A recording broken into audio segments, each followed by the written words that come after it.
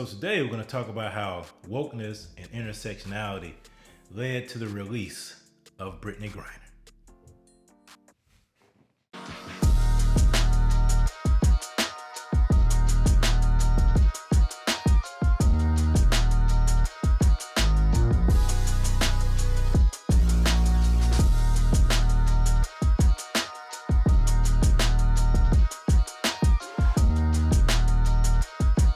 Welcome back to the Biblical Conservative channel, where we come against the anti-God, anti-biblical, anti-human, anti-American spirit that is looking to prevail in this land. Please be sure to like, subscribe, hit that notification bell. Wokeness and intersectionality led to the release of Brittney Griner. Wokeness and intersectionality was Brittney Griner's get out of jail free card. Why wokeness and intersectionality? It's because Brittney Griner checked off the boxes that the Democratic Party needs in order to stay in power. She was a woman, she was a black woman, and she was lesbian. That is the voting bloc, the base of the Democratic Party. That is what has led them to win elections in the past two cycles, in particular the Georgia runoff in Atlanta, the Senate runoff.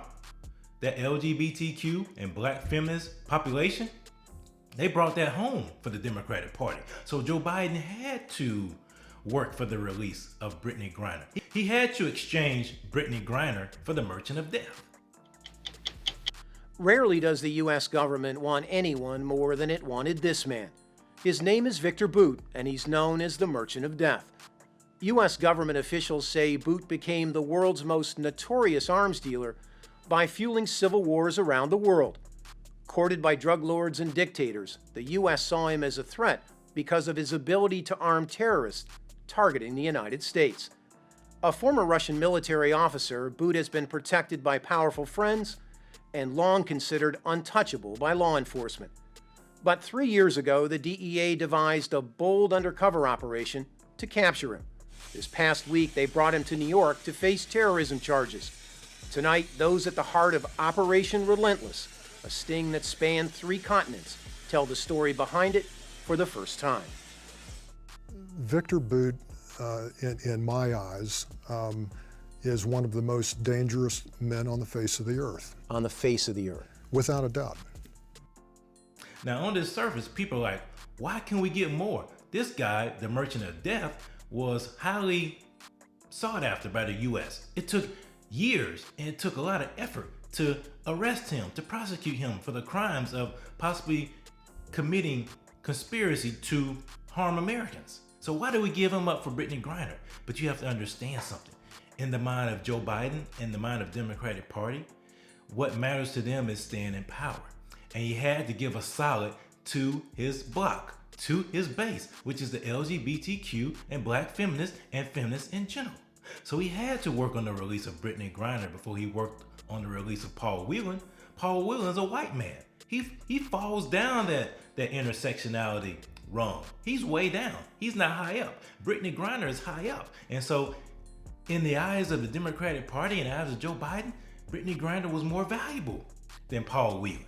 Now, I'm sure he's going to try to work to free Paul Whelan, but right now, in the eyes of Joe Biden, Brittney Griner is here and Paul Whelan is here.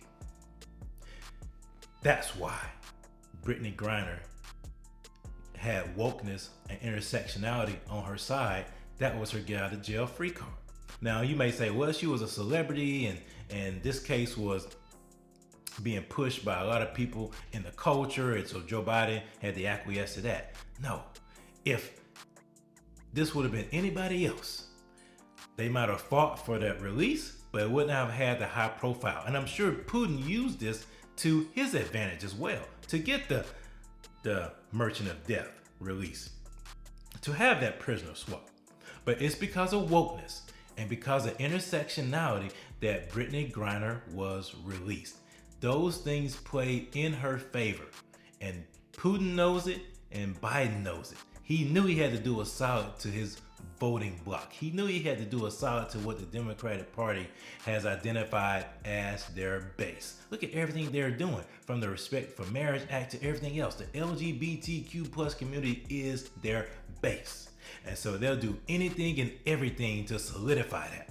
And this was just another effort, another action by them to prove their allegiance to that voting bloc. It's a shame that in America we're becoming balkanized to where people are being identified by groups instead of by individuals.